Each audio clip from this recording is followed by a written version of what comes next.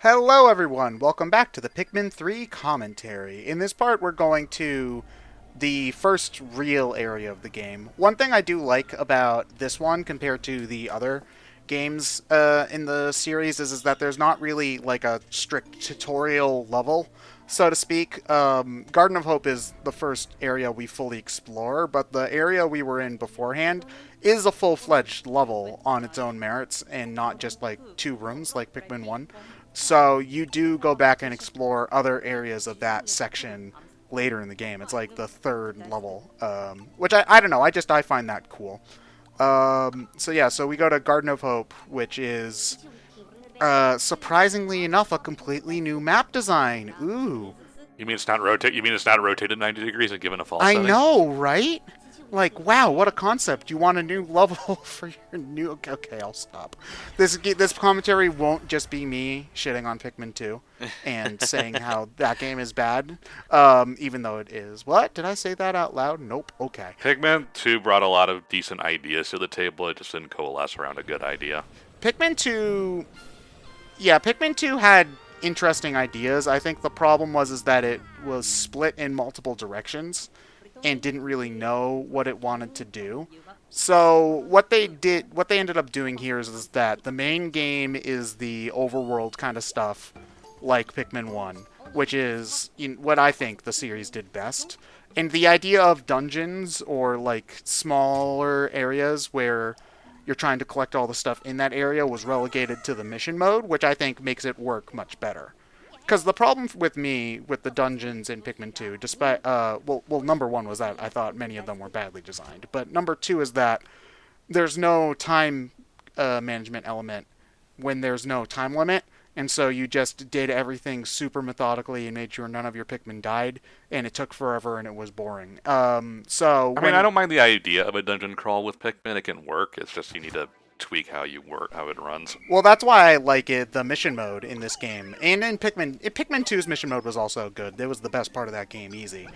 Because it's the same idea, but now you're on a time limit and you're trying to go for a high score. So it makes the gameplay feel like Pikmin and also gives it an addictive arcade quality to it. So I really enjoy how they do the mission mode in this game. I think it's really, really fun. I'm bad at it though, so I've never like completed it, but I think that it is done very, very well in this game. The only time I played the mission mode was when I was at Emil's house. Yeah, I've never played the multiplayer in this game. I've only played the multiplayer in Pikmin 2 like once. Apparently, it's surprisingly good, but I have not tried it myself, so I can't speak to its quality. Momocon. Nomicon, do you want to Yeah. bring a Wii U to Momocon? I'm not. Slash, you think we're going to ever go to Momocon again? I mean, next year. So optimistic. Besides, don't we have like 3 beat 'em ups to do instead? Wow, 3 beat 'em ups in a row. That sounds really boring. Well, we get done with them in like an hour, John. When we go to Momocon next year, we're all going to be wearing the Pikmin space suits because the air is now too poisonous for us to breathe. Oh, man. Got like 3 jars of fruit juice hanging from our belts. Yeah, and it takes like an hour to squeeze all the fruit into them because we're You know too what, busy though? mesmerized. Like, as much as we all shit on the Wii U, given its reputation, I guess in a way I could thank it as well for making this my first Pikmin game on virtue of I need something to play for this console I bought. Although I guess And- maybe the lesson there should be don't buy a console until there's a game on it you actually want to play. I You mean, just also have a decent launch window. I mean, it's both, but also considering John's line of work. Yeah, that's true. So, I did play this. I didn't finish it. But I did play up until... God, I don't remember. It's been so long. Did you get all 3 characters? Yes, I did. Okay, so then you got to at least the third area then. Probably, unless if you stopped right afterwards. Yeah. You'd remember if you got to the end because the final area is Kind of weird. yeah, it's a trip. It's very long too. But yeah, so I do think that this is a really I would say this is a good first game to play. Yeah, it's pretty accessible. I pretty much understood what to do. Yeah. I don't know if it being a more linear game in general makes it more or less accessible. I mean, it's not that linear. It's linear only in the sense that you need to do certain things to unlock the next area, but that's standard for even non-linear games like Metroidvanias. I mean, that's true, yes, but I guess different than a Metroidvania, how Pikmin 1 worked was there are 10 items in this area. You need to find at least 5 of them in order to go to the next area, was basically how it worked. And you could find whatever 5 you wanted, effectively. Whereas in this game, it is you must do these specific things in order to unlock the next area. And if you just go for plot stuff, this game's actually very short.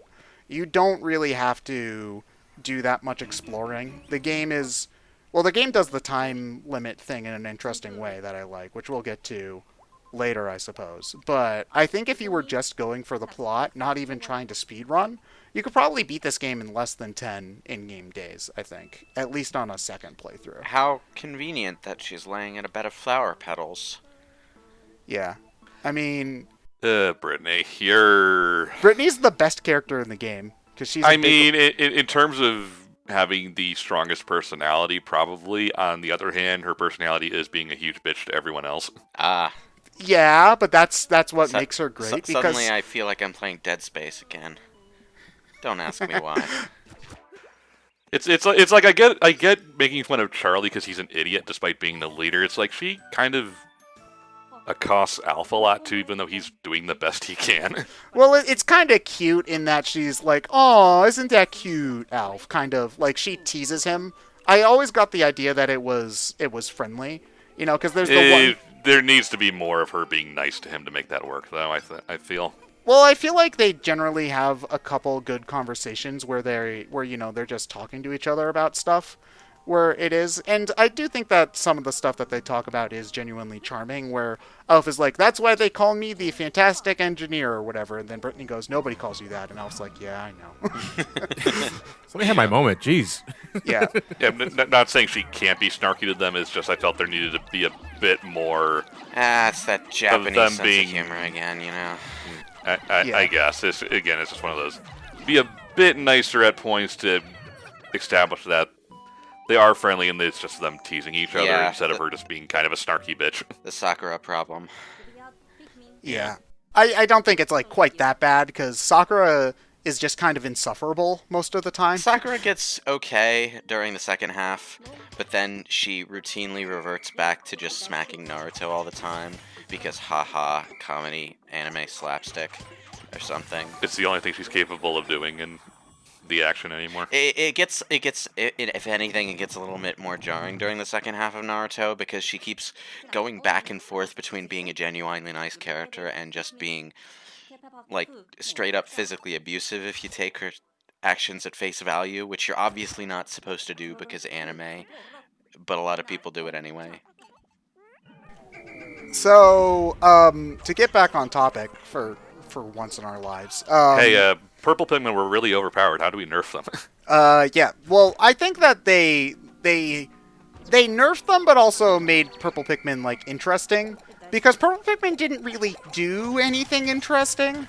They were just better in some situations and worse in others. They didn't have better in most situations, worse than a select few. So, well, actually, the better way to put it is because I always heard that purple Pikmin were overpowered. They were overpowered, but inconvenient because they were so slow, and so you had to like babysit them as you. But in a game without much of a time limit, that doesn't matter much. That is true. Yeah. So they were, I guess, yeah. So overpowered but inconvenient is probably the best way to put it. Whereas rock Pikmin have a purpose and also function differently. So there's actual strategy to how you use them, which is nice because they don't latch onto stuff like normal Pikmin do. They bounce off and do damage directly, which makes you think about how you're supposed to use them whenever you're fighting enemies, or even like knocking down walls and stuff. Pikmin U? Pikmin U. That's what they call vitamins, or whatever. So whenever you find fruit, they take the fruit and they squeeze out the juice, and then they can eat the juice, and it's a day's worth of food. This is them kind of trying to meet halfway between the people who didn't like the day limit in Pikmin 1 and the people who thought that Pikmin 2's no day limit meant the game didn't have any tension. So your time limit is essentially how much food you have left, and as you find more food, you get more days. So whenever you find like a strawberry, that'll give you one more day to search. If you find a bigger fruit like a banana, you'll get, you can get up to like 2 or 3 days. I like the unique names they give them because they don't know that it's a strawberry. Yeah, they give them their own names, which I've always liked that about Pikmin. So is there a finite number of fruits that you can find? Yeah, Yes. there is a finite number of fruits, but I think like if you add together all of the juice that the thing gives you, you get like 100 and something days in order to explore the whole thing. Yeah, if you're getting the fruit, you're not losing the game. Yeah, if you get even a couple of fruit, like the game, this is not a super hard game to try to just beat. If you're, trying to do it quickly or minimize Pikmin death, then it can be more challenging. But just to finish, this is a fairly easy game. Pikmin has always been fairly easy. The hardest one is probably Pikmin 2, and you can mitigate how hard that is just by choosing different dungeons, really, because they're pretty uneven in terms of difficulty there. But yeah, all 3 games are fairly tame in terms of difficulty, which is fine. It's really just a matter of, I like the idea. I mean, personally speaking, I think I would have liked it to be a little bit more strict, just so that there is slightly more tension. I feel like they could have done a hard mode where it gives you less juice per fruit or something. Yeah, because I think for this playthrough, and I was fairly rusty when I did this playthrough, there were several times when I would go and do a day, and then go back and re-record the day to do it less shitty. And I think I finished it fairly slowly in about 20-something days of in-game time. And again, the game gives you like about 100-something days of total fruit if you do search out everything. So they could definitely like make some fruits worth like less amounts, because there are some fruits that give like only half a bottle or whatever when you find like if you find a cherry or whatever, for instance. So there could be a hard mode where they do that, and then they could just leave the boss fruits as full because you beat the boss. A Pikmin 3 challenge run, every fruit is replaced by a singular seedless grape. A seed. Oh no. Oh, I my see. God. You're switching between the characters. Yep, just like Pikmin 2. Yeah, I don't think you could throw Louis in Pikmin 2 from what I remember. So now there's more... Unfortunately. Oh. No, there's more of a reason to be switching between characters, I see. Yeah, so like if there's a gap and you need some Pikmin to be over the gap, you have to then take one of the captains and then throw them over as well. There's also some very clever things you can do with that if you want to break the game. And this isn't even... There's a lot of speedrunning that just says, fuck you, I'm going around the stage. Yeah, but I mean, the speedrunning isn't really, I guess, what I'm... Oh, I'm interested in it, but I'm interested in it more in a planning and routing sort of stage, as opposed to, for me personally, the novelty of, okay, and here's how I clip out of bounds wears off after a while, but we've had that discussion before, so there's no need I mean, in this game, it's a little bit more interesting because you can't really clip shit out of bounds. It's just to get to somewhere, really. So it's still routing. It's just you're kind of breaking the rules a bit to route. How good are you at micromanaging? Yeah. Well, I mean, this game's all about micromanaging. So. Yeah, but how good are you at it, though? I think that's the difference between pro and casual players. Yeah. I mean, I let way more Pikmin die in this playthrough than I would really like to admit. Casualties of war is necessary, Ted. Casualties of war. Well, it's strange, though, because the Wiimote controls for Pikmin are, like... unquestionably way better than the console controls, but at the same time, whenever I play either Pikmin 1 or this game with the Wiimote controls, I always let way more Pikmin die than if I play with the standard controls. Because you get too comfortable. I guess that's true. You're more likely to just flail Pikmin around and make mistakes when you're pointing with the Wiimote, as opposed to being very precise with the controller. I suppose it also, for Pikmin 1 at least, has something to do with that version of the game was actually way buggier for whatever reason, and I didn't notice that until like a year ago when I tried to replay it. Because Pikmin just like disappear whenever you play that game for some reason, and sometimes you'll have 96 Pikmin on the field out of 86 Pikmin somehow. It's like it's weird. I'm not even joking. It's just strangely a very buggy version of the game for whatever reason, and I have no idea why. It probably has something to do with the porting process, but you know, your guess is as good as mine. Let's put it this way: to a lesser extent, Xbox, but Xbox, PS2, and GameCube all run really fucking weird game environments, which is why they don't get ported as much. They didn't all really get standardized until the PS3, Xbox 360 generation, right? Generally speaking. Yeah, that's debatable as well because PS3. PS3 I has do like vastly being able to different pause the game and just architecture. get this bird's eye view of the stage. Oh yeah, that's really cool. So whenever you see that happen, that I'm tapping the gamepad and scrolling around on there, you will note that generally means that when you're playing this game, you usually have to have the gamepad like on your lap or sitting beside you on the couch. So that's a little like awkward. The preferable way to play Pikmin 3 would be that you're Goro for Mortal Kombat with forearms, but most people aren't like that. So I usually, whenever I'm playing this, am just playing with the Wiimote and Nunchuck, and then when I need to use the gamepad, I just like tap, which isn't really that big of a deal. It's basically just like pausing the game anyway. It doesn't take me that out of if it. they were going to do the whole gamepad thing, I feel like they should have used the gamepad to operate the pointer in some way. There is a touchscreen option. I've never tried it, though, so I don't know It's how not it very works. good because the Wii U screen isn't very good. Yeah. Yeah, that's true. If I The remember correctly, they resolution had on a it's capacitive garbage. touchscreen too. I mean, I don't mind the capacitive touchscreen when you're actually using a stylus, which is what it's meant for. It's when you lose the stylus and you're suddenly using like a pen cap instead, because that's all. Everyone's favorite enemy. Oh yeah, they've been nerfed though. They're not nearly as bad, and this is another way in which the rock Pikmin are. While you threw Elf at him. Oh yeah, the rock Pikmin can't get crushed. So, oh no, I'm drowning! You're literally right on the shore. I'm drowning! I can't Sweet get up! release. Steve, move 1 centimeter to your left. He looks like he's at a rock concert, though. The way he was. Mosh pit. Okay, so I'll admit, when we started this commentary, I wasn't super interested because I wasn't into Pikmin 1, and I wasn't into Pikmin 2 when we were doing those. They didn't really interest me enough to want to play them. I don't know what it is about Pikmin 3, but it feels like this is the one that I might be able to get into. I would say it is a perfectly good game to start with.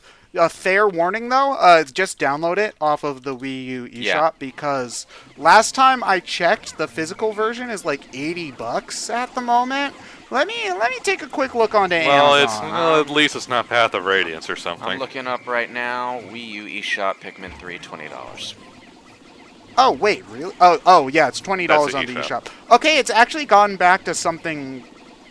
Reasonable. Is $60 reasonable for a Wii U game in the year 2020? No. Well, I mean, it's it's the at least Nintendo Select I'm looking at is 50 and used It's at at least 20. down to what it would have been at Oh launch. really? Yeah. Okay, okay, maybe something happened. I remember that it was hard to get copies. Maybe Of the maybe game when it's it first because launched. the game case that I'm looking at is Nintendo Selects. Oh, okay. They did. Yeah. I must have missed a Nintendo Selects printing then. I remember that the game was underprinted when it first came out, and I mean, granted, there is a digital version, so it's You'd really not probably that, find higher hard. prices if you were specifically shopping for a non-Nintendo Selects copy. Yeah, I mean, which for a Wii U game, who gives a fuck? Well, I you mean, know. the Nintendo Selects box art's ugly as sin. After a console dies, the games become collector's items. Doesn't really matter how many good games there were on the console. The people who Yeah. won. Sort of. When it's last gen, not so much. When it becomes second to last gen, Yeah, then the prices start going up. eventually. I mean, yeah, that's true, but I don't know how much most Wii U games are going to go for, considering that nearly every game on the system Is on the Switch. is on the Switch. Like, even the ones I didn't think that they were going to get ported, like Tokyo Mirage Sessions ended up. Oh my God, I'm on fire! Yeah, you're doing great, Rock Pikmin. My hair is on fire. My hair is on fire. But yeah, like I didn't think that they were ever gonna port Tokyo Mirage Sessions. So the fact that that got ported means that like They were just there's- getting everyone primed for SMT5. that game's real. I'm so happy. It's yeah, not dead. Ted's been the real winner the past 2 weeks. I know, right? It's amazing. There's But you have note that we didn't. We had heard nothing for 5 years. There's also Atelier Ryza 2. Am I the only one excited for that? I'm probably the only one excited for that. Well, only Don't one even know here what that anyway. is. Yeah. The Atelier series is kind of a very niche, even by JRPG standards, series. Yeah. Which is weird because like I've heard like a couple rumors where it's like, oh, the Smash DLC 7 is going to be a character from Atelier. It's like, that's Koei Tecmo. They're not going to put an Atelier character over Ryu Hayabusa.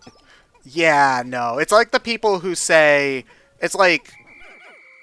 If they're not gonna put in a character from like Tales of, or whatever, they're not gonna do that before. There's a lot of franchises that they would go for before Atelier. That's like them going for I don't know. Well, they're like also just the publisher. Frogger. They're also just the publisher for that series, so... I mean, point still stands. Yeah, that's I the know. thing. Yeah. The Atelier well- series is developed by Gust. So... Yeah. Yeah. It's just. I mean, to be fair though, I think Smash fans have also proven that their recommendations for characters are also just bad. Yeah. Because this is the franchise this is the fan base who wants like a side character from a 25-year-old game. We've all gotten in a little here. bit drunk, tiny bit drunk off the notion of Smash as this big old video game smorgasbord now. So our imaginations have decided that the sky is the limit as far as guest characters are concerned. So we aren't really thinking about what choices are realistic anymore. Man, I really want Abraham Lincoln from Codename Steam in Super Smash Bros. Ultimate. No, Ted, that's an anime character. Let it go, Ted. Oh yeah, I forgot that Abraham Lincoln was part of the DC animated universe and thus is not allowed. No, to that's be in Uncle Smash Uncle Bros. Sam.